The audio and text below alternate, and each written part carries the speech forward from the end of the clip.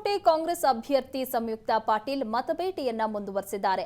ಹಳ್ಳಿಗಳಿಗೂ ತೆರಳಿ ಬಿರುಸಿನ ಪ್ರಚಾರ ಮುಂದುವರೆಸಿದ್ದು, ಬೀಳಗಿ ಹಾಗೂ ಕಲದಗಿಯಲ್ಲಿ ಸಮಾವೇಶವನ್ನ ನಡೆಸಿದ್ರು. ಬಾಗಲಕೋಟೆ ಜಿಲ್ಲೆ ಬಿಜೆಪಿ ಕೈಯಲ್ಲಿ ಸಿಲುಕಿ ಅಭಿವೃದ್ಧಿಯನ್ನೇ ಕಾಣದೆ ಕುಂಠಿತವಾಗಿದೆ.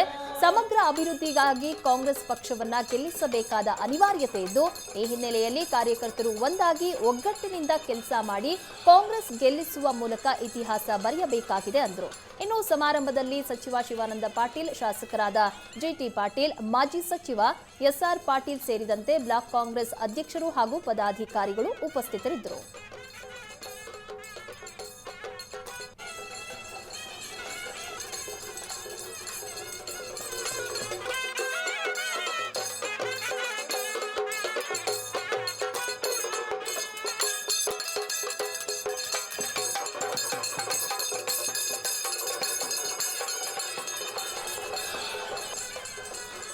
ಬಾಗಲಕೋಟೆಯ ಕಾಂಗ್ರೆಸ್ ಅಭ್ಯರ್ಥಿ ಸಂಯುಕ್ತ ಪಾಟೀಲ್ ಮತಬೇಟೆಯನ್ನ ಮುಂದುವರೆಸಿದ್ದಾರೆ.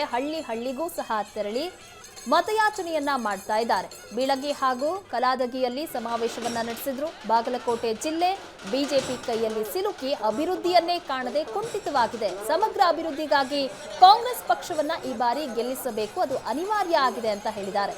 ಈ ಹಿನ್ನೆಲೆಯಲ್ಲಿ ಕಾರ್ಯಕರ್ತರು ಒಂದಾಗಿ ಒಗ್ಗಟ್ಟಿನಿಂದ ಕೆಲಸ ಮಾಡಿ ಕಾಂಗ್ರೆಸ್ ಅನ್ನ ಗೆಲ್ಲಿಸುವ ಮೂಲಕ ಇತಿಹಾಸವನ್ನ ಬರೀಬೇಕು ಅಂತ ಹೇಳಿದರು.